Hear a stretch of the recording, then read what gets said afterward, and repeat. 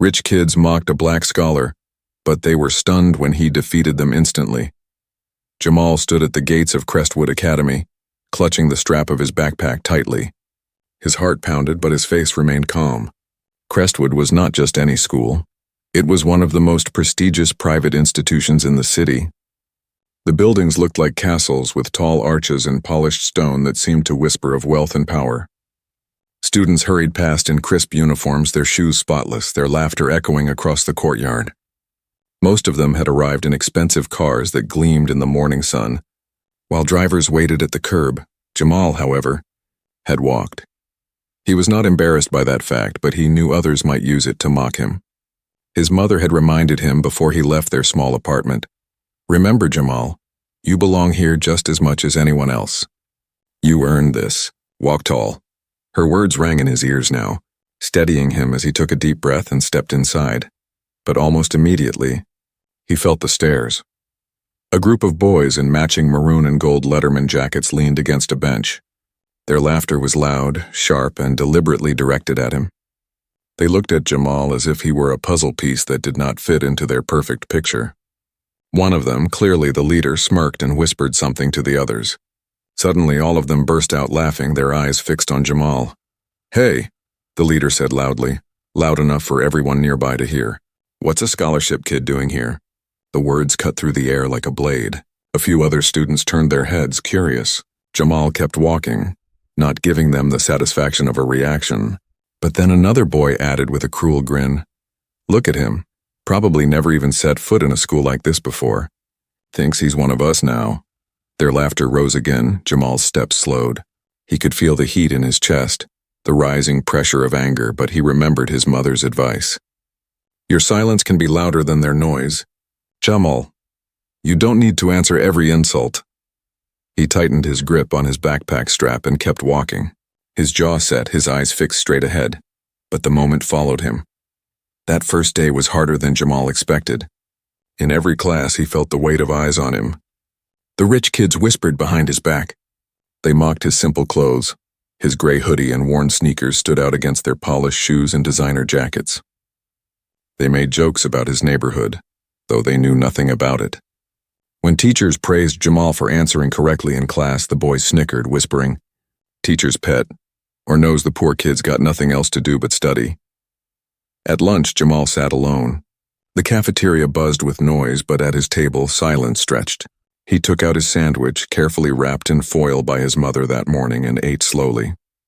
Across the room, the group of rich boys sat together, their table filled with expensive food and loud laughter. Every so often, one of them would glance at Jamal and smirk, making some remark that sent the whole group into hysterics. But Jamal did not break. He reminded himself why he was here. His scholarship had not been given out of pity. It was earned. His test scores, his grades, his discipline, these were the reasons Crestwood had opened its doors to him. He was not a guest. He was not an intruder. He was a scholar, and he knew his place had been earned. Still, it hurt. That night back home, Jamal sat at the small kitchen table with his books spread out before him. His mother cooked nearby, humming softly. She noticed his silence and the way he stared at his open notebook without writing. "Tough first day?" she asked gently. Jamal nodded. "They laughed at me. They think I don't belong." His mother set down the spoon and looked at him with firm eyes. "Of course they laughed. Some people always laugh when they feel threatened. They don't know you yet, Jamal. They don't know what you're capable of. But you know, that's what matters." Jamal lowered his eyes. "It just feels like no matter what I do, they'll never accept me." His mother sat across from him, her hands folded. "Acceptance is not your goal. Excellence is. You don't need their approval. You need your own. And trust me, one day those same boys will see you differently. They will see the power of someone who works harder, fights smarter, and never gives up. But that only happens if you stay true to yourself. Do you hear me?" Jamal nodded slowly. Her words sank deep into his heart, and for the first time that day he felt a spark of strength return. The next morning, Jamal walked back through the gates of Crestwood Academy with a different resolve. The laughter was still there. The stares were still there. But now inside him there was something stronger, an understanding that their cruelty was only noise. He had his own path, and he would walk it with his head held high. That week, Jamal began to notice something else. Not everyone looked at him with mockery. Some teachers watched him with interest when he answered questions in class. A few students, quieter and kinder, offered small smiles in the hallways. Though the group of rich boys still laughed the loudest, Jamal started to realize they were not the whole world. But the group did not stop. In fact, their insults grew bolder. They would whisper his name in mocking tones during lessons. They would make jokes as he passed in the halls. One day, when he opened his locker, a piece of paper fell out. On it was a crude drawing with words scrawled across the top, "Scholarship Boy." Jamal stared at the drawing, feeling a deep ache in his chest. For a moment, he considered crumpling it and throwing it away. But then, he carefully folded the paper and placed it in his notebook. He decided that he would keep every insult, every cruel word as fuel. One day he would show them, not with anger, not with violence, but with undeniable excellence. That night, Jamal trained harder than ever. He studied his textbooks until his eyes burned. He practiced martial arts in the small living room, his movements sharp and controlled. His mother watched silently, pride in her eyes. She knew her son was building more than knowledge. He was building resilience. And so, as his first week at Crestwood ended, Jamal stood taller than he had on the first day. The laughter had not stopped, but neither had his determination. Inside, he knew something they did not yet understand. He was not just another scholarship student. He was a force they could not break. This was only the beginning. The first week had been difficult, but the second week at Crestwood Academy tested Jamal even more. If the boys in the maroon and gold jackets had seen him as an outsider on the first day, now they saw him as an easy target. The leader of the group, Ryan, carried himself like he owned the school. His father was a well-known businessman, his mother came from old money, and Ryan believed that gave him the right to look down on anyone who did not share his background. Each morning, when Jamal walked through the courtyard, Ryan and his friends would be there. Lounging on the benches, their laughter filling the air, they had started calling him names in front of others. "Scholarship kid," one of them said loudly. "Library rat," another added, pretending to hold up a book and squint. And Ryan would always finish it with, "He's here because they needed a token. He's not one of us." The words echoed, and each time Jamal felt the sting. He wanted to shout back to defend himself, but he remembered what his mother had told him. Do not waste your energy proving your worth to people who don't want to see it. Instead, Jamal walked on, shoulders squared, refusing to let them see him bend. In class, the same thing happened. When teachers called on Jamal, he often had the right answer. His hand went up with quiet confidence, and his words were clear and sharp. Some of the teachers nodded in approval, impressed by his preparation, but each time Ryan's group would roll their eyes or exchange mocking glances. "Of course he knows," one whispered once, loud enough for the row in front to hear. "He has no life. Studying is all he does." The boys snickered, and even a few students who were not part of their group laughed along. Jamal felt the heat rise in his chest, but he kept his voice steady. He knew the truth. He did study hard. He did spend his evenings with his books and not at parties. But he also knew that it was not because he had no life, it was because he was building one. The hardest part came during lunch. The cafeteria was a place of division, where the wealthy students gathered in groups that reflected their family's status. Jamal, who brought simple meals from home, often sat alone. He noticed some students looked at him with pity, others with curiosity, but no one sat down beside him. Ryan's group made sure to make his isolation worse. One afternoon, as Jamal unwrapped the sandwich his mother had made, 2 slices of bread filled with turkey and lettuce, Ryan walked past his table. He stopped, looked down, and sneered. "Wow," Ryan said, his voice dripping with mockery. "That looks sad. Don't they feed you where you come from?" The table of boys behind him burst out laughing. Jamal's jaw tightened, but he said nothing. He slowly chewed his sandwich and kept his eyes on his food. The boys were disappointed by his silence. They thrived on reactions, on seeing pain, so when Jamal gave them nothing, they only tried harder. Later that week, Jamal opened his locker to find it stuffed with crumpled fast food wrappers. The stench hit him immediately, and the boys nearby laughed until they could barely breathe. Jamal closed the locker door slowly, his expression unreadable, and walked away. Inside, however, he made a decision. He would not let them define him by their cruelty. Every insult, every laugh, every prank would be turned into fuel. That night at home, Jamal sat at the table with his books open. His mother watched him from across the room. "Rough day?" she asked gently. Jamal looked up, tired but determined. "They filled my locker with trash today," his mother frowned. "And what did you do?" "I walked away."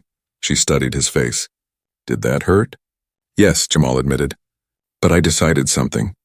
I'm going to use every insult as energy. Every laugh will remind me to work harder. They can waste their time trying to tear me down. I'll use that time to build myself up." A small smile touched his mother's lips. "That's the spirit, Jamal. Remember, power is not always in answering back. Sometimes power is in staying focused when others are distracted."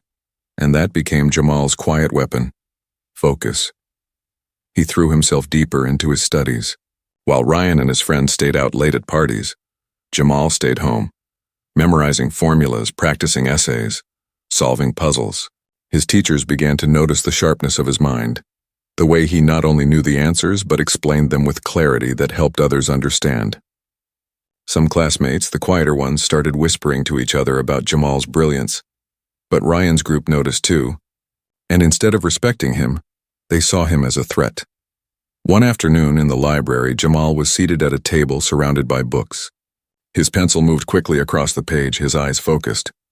Ryan and his group walked in, their voices loud, though they had no reason to be there. They spotted Jamal and grinned. "Of course he's here," one of them said. "This is his natural habitat." Ryan leaned closer, smirking. "Hey, Jamal, you think being smart makes you one of us? You'll never be more than the poor kid who got lucky." Jamal closed his book slowly and looked at them, his calm gaze steady. He did not raise his voice, but his words carried weight. "I don't need to be one of you," he said quietly. "I'm here to be the best me." "That's enough." The boys blinked, caught off guard. They had expected silence or anger, not a calm declaration.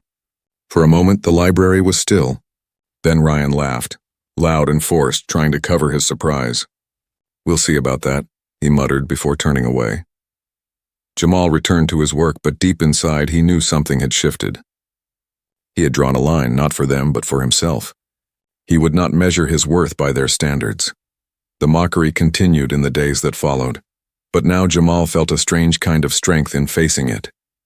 He began to realize that their laughter said more about them than it did about him. Their need to mock him revealed their fear, that maybe, just maybe, he was more capable than they wanted to believe.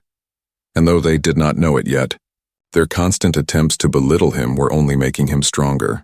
Jamal was learning not just facts and formulas, he was learning resilience, patience, and the art of turning pain into power. One evening, as Jamal finished his study session, he stood before the mirror in his small bedroom. His reflection showed a young man with tired eyes but a steady posture.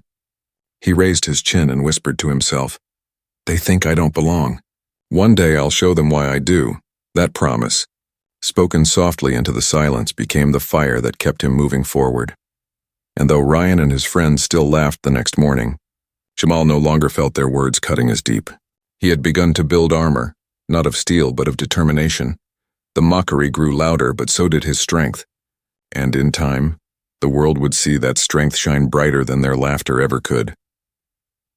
The weeks at Crestwood Academy felt like months to Jamal. Every day followed the same rhythm. Quiet mornings of focus, lessons filled with whispered taunts, and afternoons where laughter seemed aimed only at him. But while the pattern might have broken another student, Jamal had turned the cruelty into fuel. For every insult they threw, he poured an extra hour into his books.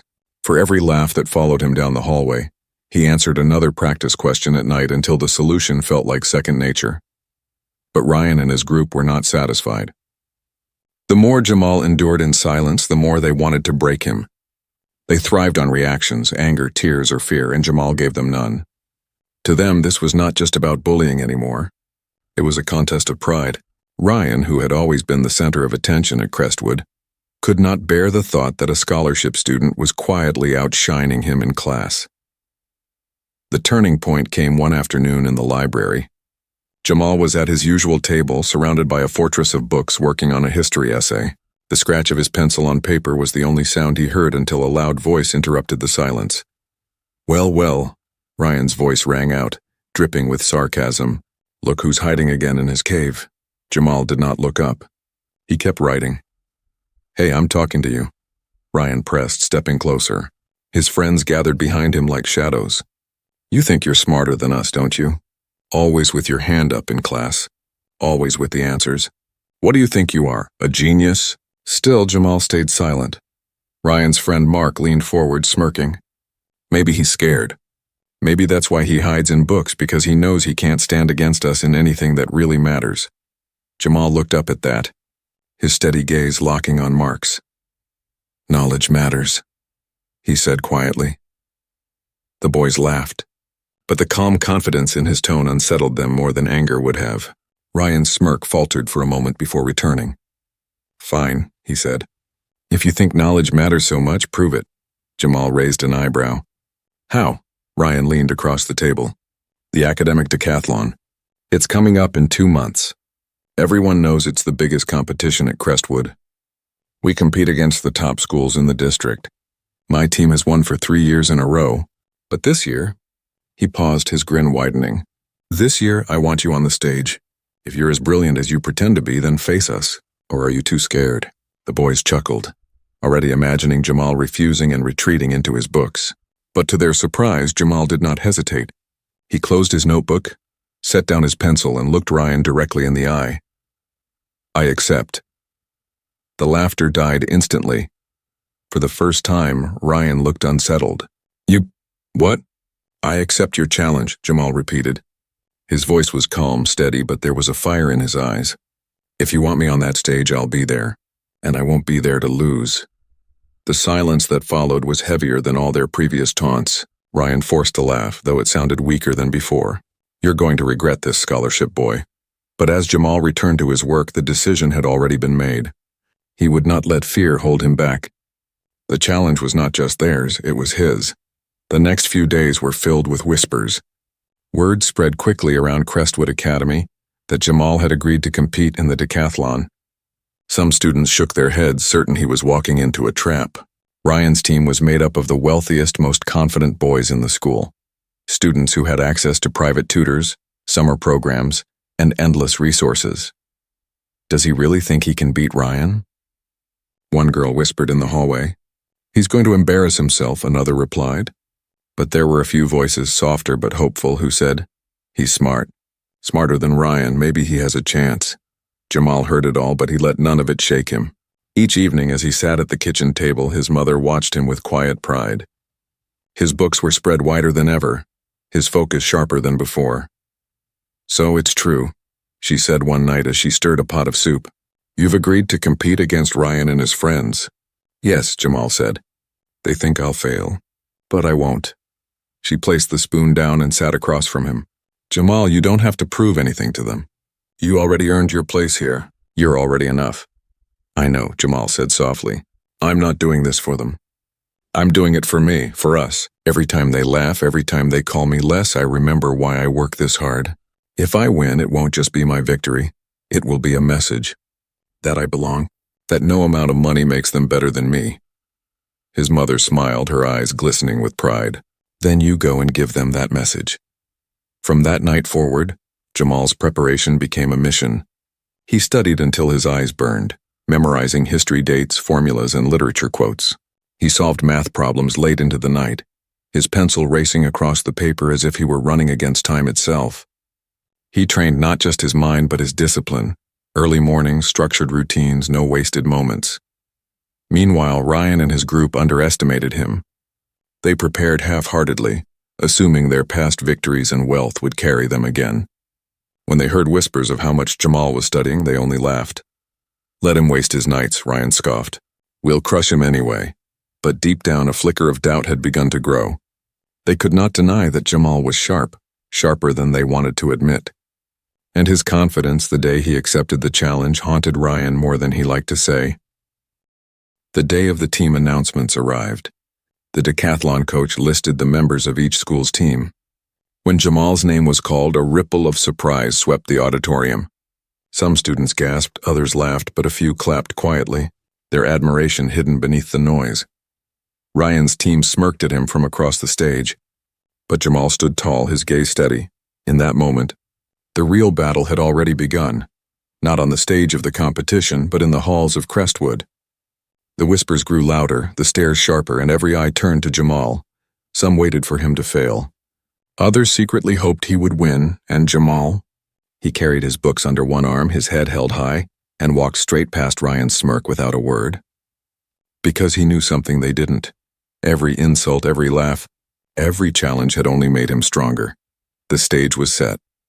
And when the day of the decathlon arrived, the world would finally see who truly belonged.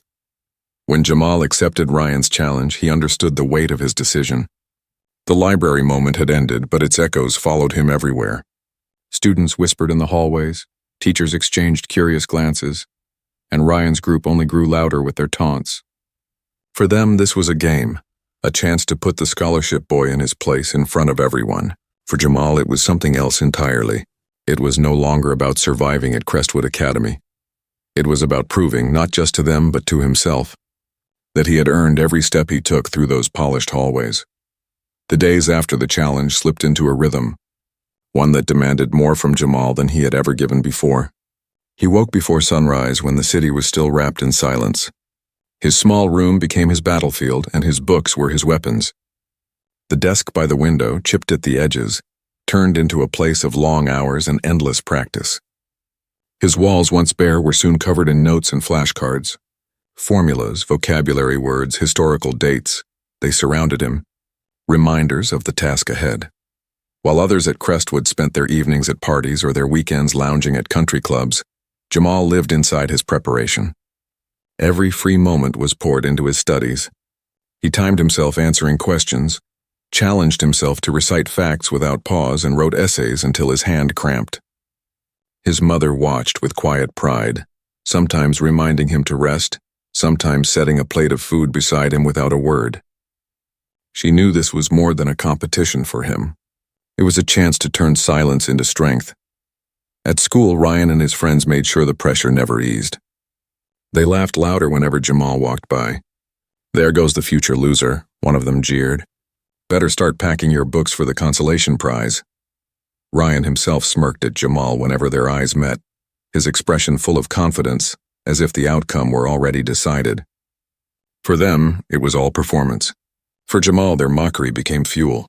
Every insult, every laugh, every pointed finger added another layer to his determination. He did not shout back. He did not argue. He stored it deep inside like kindling waiting for a spark. Yet there were nights when doubt crept in.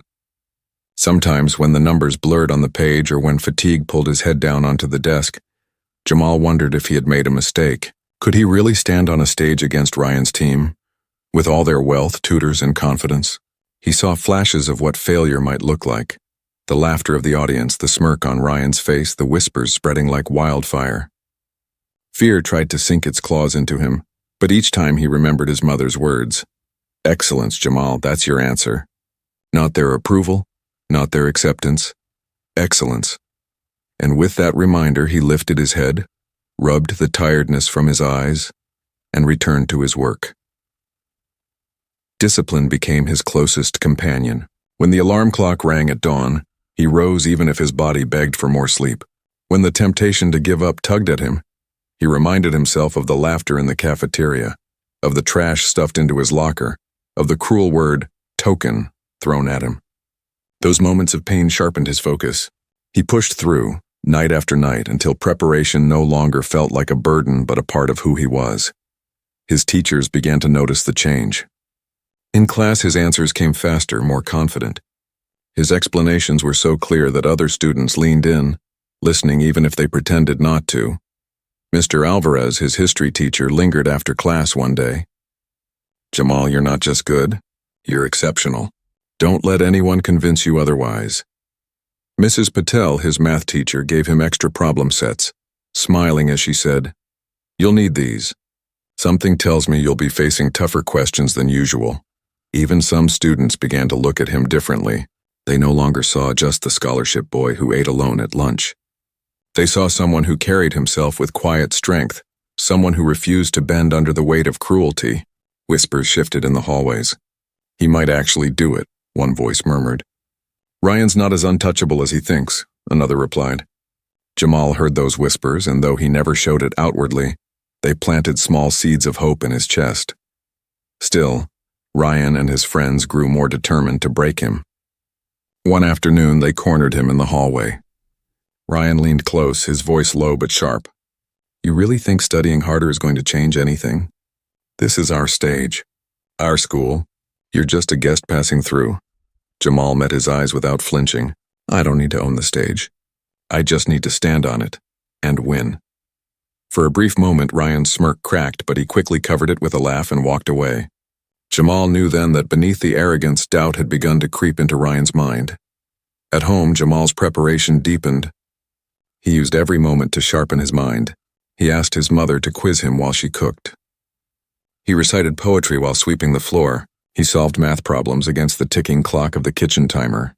Even when exhaustion pressed heavily on him, he kept moving, reminding himself that champions were not born in comfort but in discipline. The night before the decathlon, Jamal sat in his room surrounded by his notes. He did not study that night. Instead, he sat in silence, breathing deeply, letting the stillness settle around him. He thought of the journey he had taken, the cruel laughter, the lonely lunches, the long nights under the dim light of his lamp. He thought of his mother's face, tired yet proud. And most of all, he thought of the boy who had walked through Crestwood's gates on the first day, scared but determined. That boy had grown. That boy had built armor out of silence and strength out of pain. "I am ready," Jamal whispered into the quiet room. And he believed it. The next morning, he walked into Crestwood not as the outsider they mocked, but as someone carrying a storm inside him.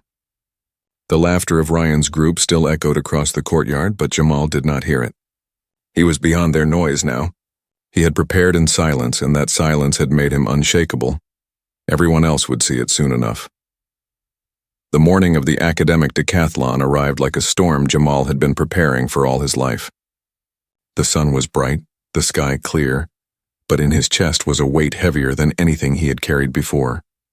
He woke before his alarm, his body restless, his mind already racing through facts, numbers, and dates. He sat on the edge of his bed for a long moment, listening to the faint hum of the city waking up, and whispered to himself, "This is it." His mother was already in the kitchen when he stepped out.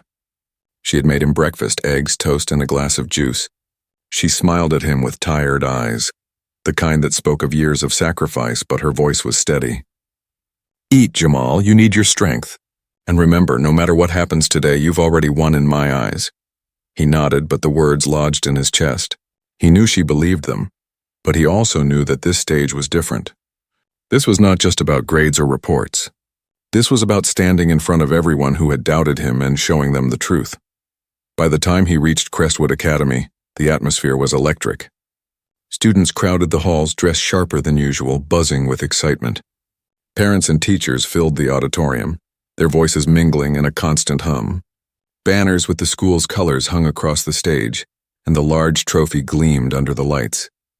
The seats were packed, rows upon rows of faces waiting to see the competitors.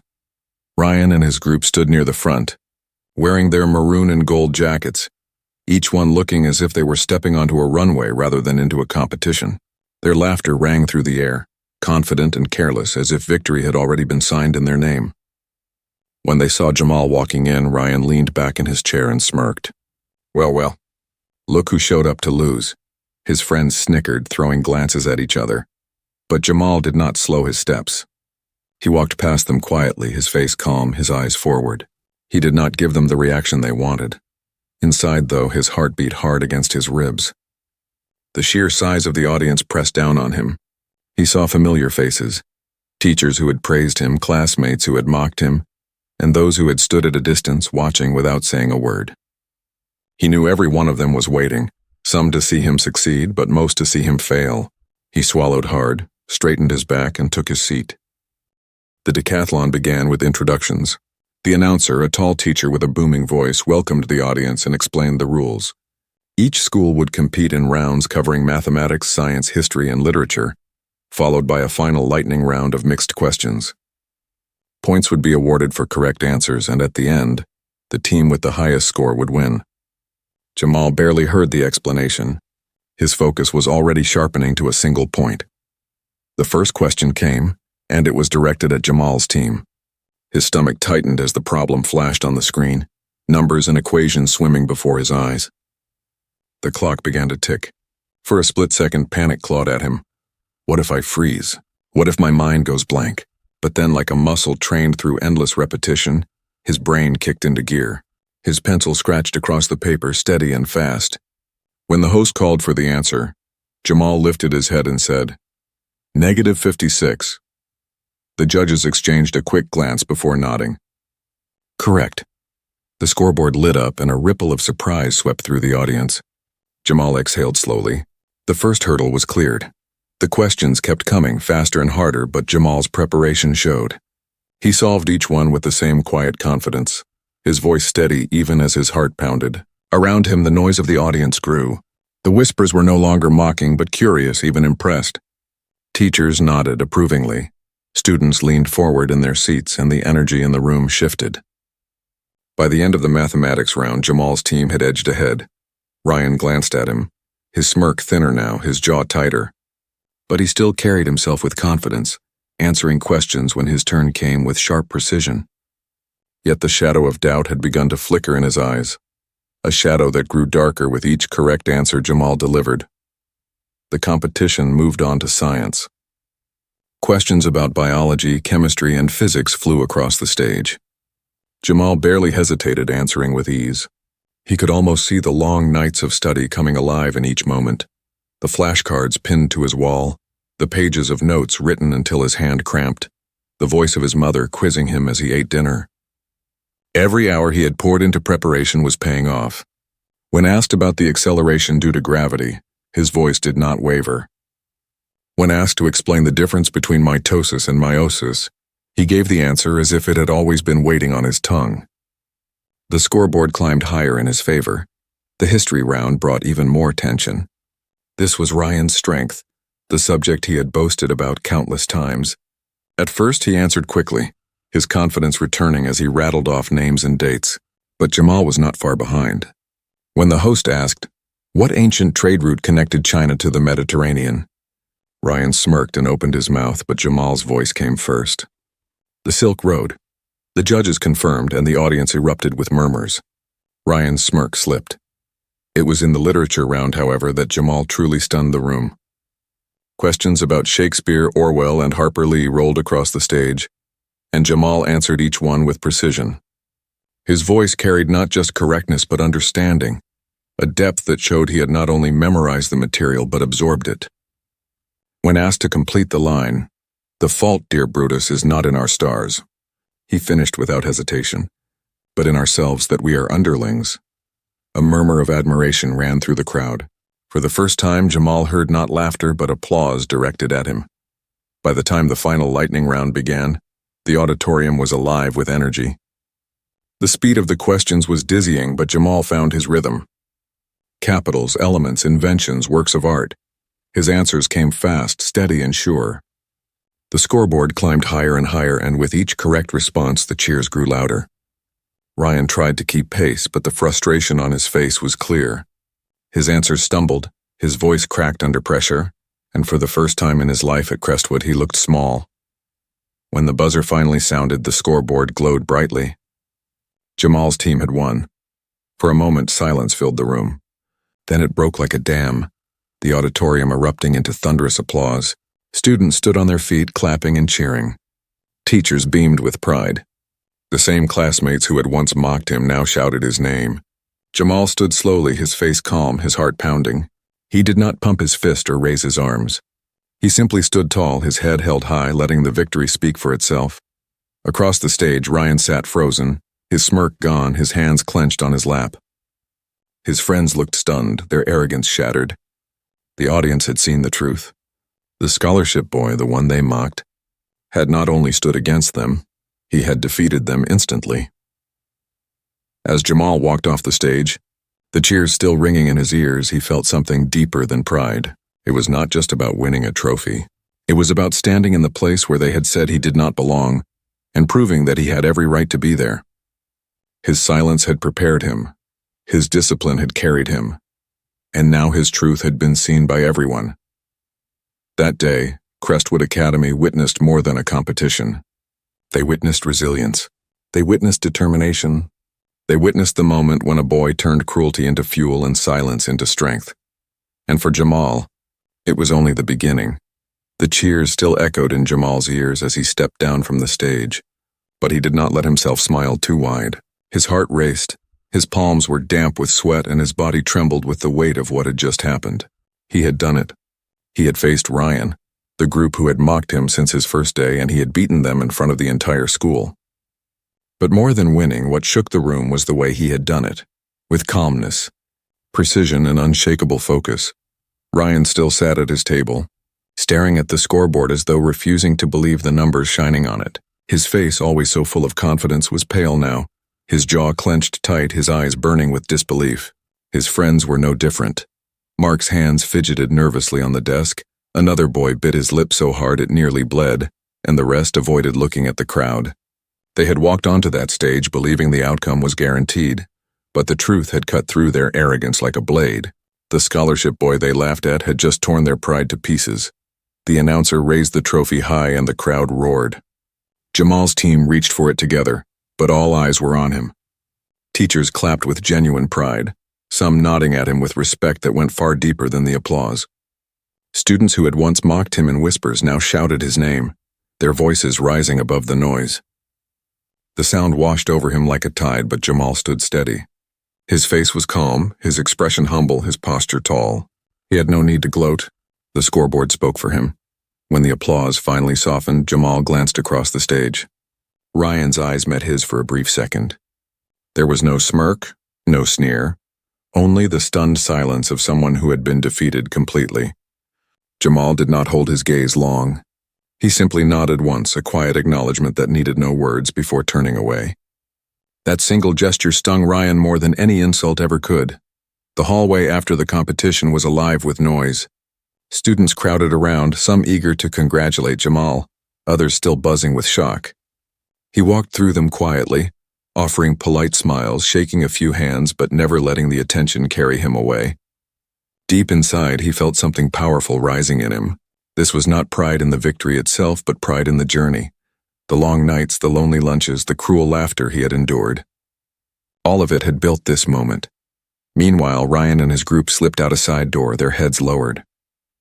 The same boys who once walked through the halls with loud voices and easy laughter now moved in silence. Their defeat had been public, undeniable, and instant. For the first time, they had no words. The weight of humiliation clung to them like shadows, and no amount of wealth could shake it off. The next day at school, the atmosphere was completely different. Jamal arrived early, his books tucked under his arm just as he always had. But now the stares were not mocking. They were curious, respectful, even admiring. Students who once turned away when he sat alone now offered him smiles and greetings. A few even asked if they could sit with him at lunch. It was as if the entire school had seen him for the first time. Not as the scholarship boy or the outsider, but as the one who had stood against arrogance and triumphed. Ryan's group, however, carried their loss like a weight chained to their backs. In class, they sat quieter than usual. Their once confident hands did not shoot up as quickly when questions were asked. Their laughter in the hallways grew softer, almost hesitant. They still had their wealth, their clothes, their cars waiting at the gates, but their pride had been broken. Everyone had seen them fall, and everyone remembered who had brought them down. One afternoon, as Jamal walked through the courtyard, Ryan approached him. His friends trailed behind, their faces tense. The crowd that usually gathered around Ryan stayed back this time, watching carefully. Ryan stopped in front of Jamal, his shoulders stiff, his jaw tight. For a long moment, the two boys stood in silence, the air heavy between them. Then Ryan finally spoke, his voice quieter than anyone expected. "You were better," he admitted. The words tasted bitter in his mouth, but they came out all the same. "You won." Jamal studied him for a moment, then gave a single nod. "I didn't need to beat you, Ryan. I just needed to be myself." That was enough. His tone was calm, steady, not mocking or proud, and somehow that calmness cut deeper than any insult ever could. Ryan's friends shifted uncomfortably. They had nothing left to say, no cruel jokes to throw, no laughter to hide behind. They turned and walked away, leaving Ryan standing there. For the first time, Ryan looked small, not because of his height or his wealth, but because arrogance had finally collapsed under the weight of truth. As Jamal continued through the courtyard, students stepped aside to let him pass. Some clapped softly, others whispered his name, but Jamal did not slow down. He carried himself the same way he always had, quiet, focused, and steady. The difference now was not in him, but in the eyes that watched him. They no longer saw a boy who did not belong. They saw someone who had faced the storm and walked through it stronger. At home that evening, Jamal sat with his mother at their small kitchen table. The trophy rested on the counter, gleaming under the dim light. His mother smiled at him, her eyes filled with tears she tried to hide. "I told you, Jamal," she said softly. "Excellence speaks louder than cruelty. You didn't just win today, you showed them who you are." Jamal looked at the trophy, then back at his mother. "It wasn't just for me," he said. "It was for us. For every moment they laughed, for every time I felt alone. I wanted them to see that strength doesn't come from money. It comes from work, from never giving up." She reached across the table, squeezing his hand. "And you showed them that beautifully." That night, as Jamal lay in bed staring at the ceiling, the noise of the crowd replayed in his mind, the cheers, the applause, the stunned silence of Ryan's defeat. But more than anything, he remembered the quiet moments, the trash in his locker, the lonely lunches, the sting of every insult. Those had been the true tests, and he had endured them all. The competition had only revealed what he had already built inside himself. For Ryan and his friends, the defeat was instant and unforgettable. For Jamal, the victory was steady and lasting. He did not just win a competition. He rewrote the story others had written for him. He proved in front of everyone that resilience is stronger than arrogance, that silence can be more powerful than noise, and that true strength lies not in mocking others but in mastering yourself. And as Crestwood Academy settled back into its routines, one truth remained clear in the minds of all who had witnessed it. The boy they had mocked, the boy they had underestimated, had not only defeated them instantly, he had changed the way they saw what it truly meant to be powerful. The days after the decathlon felt different at Crestwood Academy. The grand auditorium had long since emptied, the trophy now sitting proudly in the display case near the entrance, yet the echoes of that victory lingered in the air. Students walked through the hallways with the memory of Jamal's calm answers, and Ryan's stunned silence etched into their minds. For years, Ryan and his friends had controlled the school's narrative through confidence and wealth, but now the story had shifted. Everyone had witnessed a truth they could not deny. The boy they mocked was the boy who stood tallest in the end. Jamal, however, did not walk any differently than before. He carried the same backpack, wore the same simple clothes, and ate the same lunches at the same tables. But what had changed was not him. It was how people looked at him. The mocking stares had disappeared, replaced by nods of acknowledgement, smiles of respect, and sometimes even quiet admiration. Students who once laughed at him now lowered their voices when he passed. Some even approached him with questions about studying, shyly asking how he managed to stay so focused. Jamal answered them with patience, never once using his new position to belittle anyone. He knew too well what it felt like to be made small. Ryan and his friends moved through the halls like shadows of their former selves. The loud laughter that once followed them was gone, replaced by silence that weighed heavier than ridicule ever had.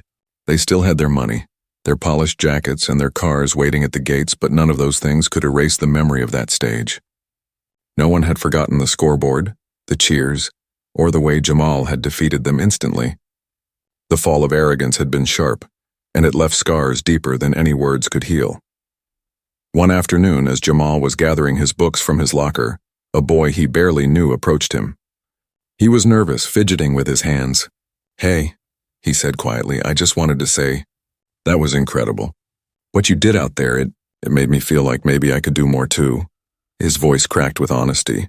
Jamal looked at him surprised, then offered a small smile. "You can," he said simply. The boy nodded, his eyes bright, before hurrying away. Moments like that began to repeat. Jamal realized that his victory had become more than just his own. It was turning into a source of courage for others who had felt unseen or unheard. At home, his mother watched these changes with quiet pride. She noticed the way he spoke more confidently now, the way he carried himself with a steadiness that came from overcoming trials. One evening she sat across from him at their small table, the trophy glinting on the counter behind them. "Jamal," she said softly, "do you see what you've done?" It was never just about winning. It was about showing them that resilience has power, that respect isn't given because of wealth, It's earned through effort, discipline, and heart. You showed them that. Jamal nodded, though he remained humble. It still feels strange. Everyone looks at me differently now. But I don't want to be remembered just for one win. I want to keep proving that I belong, not for them, but for me. And so he did. Jamal continued to study with the same intensity as before, never allowing pride to slow him. He volunteered to tutor younger students who struggled, patiently guiding them through problems the way his teachers had guided him. Slowly, students who had once avoided sitting near him now gathered at his table, listening to his calm explanations, learning not just the material, but the patience behind it. His once lonely lunches became sessions filled with questions and conversations. Respect had replaced ridicule. Ryan, on the other hand, struggled to recover from the blow. He kept his distance from Jamal, no longer throwing taunts or laughter. There was bitterness in his silence, but also a grudging respect. One day in the library where it all began, he passed Jamal at a table full of books. For a brief moment, their eyes met. Ryan did not smirk this time. He gave a short nod, a silent acknowledgement before walking away. Jamal returned the nod without bitterness. That exchange said more than words ever could. The months rolled on and Jamal's reputation spread beyond Crestwood. Teachers recommended him for advanced programs. His name appeared on honor rolls and visiting parents whispered about the scholarship student who had stunned everyone at the decathlon.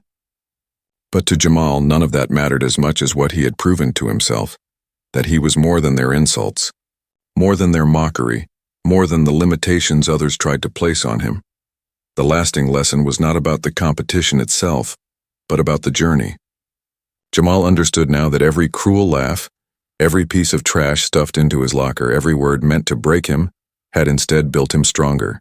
They had forged resilience in him, teaching him to turn pain into purpose. Without those trials, his victory would not have carried the same weight. He realized that strength is not shown when life is easy, but when it demands endurance. On the last day of the school year, the principal called Jamal to the stage at the assembly. The auditorium erupted in applause as he walked forward. The principal spoke about his achievement, his discipline, and his example to others. But Jamal stood silently, his heart steady. When the microphone was finally handed to him, he spoke only a few words. Strength does not come from what you're given. It comes from what you work for. Remember that. The applause that followed was not just noise, it was respect, pure and true. That summer, Jamal sat one evening on the balcony of their small apartment, looking out over the city. His mother sat beside him, sipping tea. The air was warm, filled with the distant sounds of life. You changed something, Jamal, she said quietly. Not just for yourself, but for everyone who saw you. You reminded them that greatness has nothing to do with where you come from, but everything to do with what you choose to do with your life. Jamal smiled faintly, his eyes on the horizon. Then I'll keep choosing, he said, because I'm not finished yet. And deep down, he knew it was true. His story was only beginning. The stage had revealed his strength, but the lesson would carry on forever, not just for him, but for anyone who had ever been laughed at, doubted, or told they did not belong. The rich kids had mocked a black scholar, certain of his defeat. But in one instant, on one stage, he had turned their arrogance into silence. His victory was not just his own, it was a symbol, a reminder that effort can defeat privilege, that silence can be more powerful than noise, and that resilience will always outshine arrogance. And long after the applause faded, the lasting lesson remained. True strength is not measured by how loudly others laugh at you, but by how quietly you rise above them.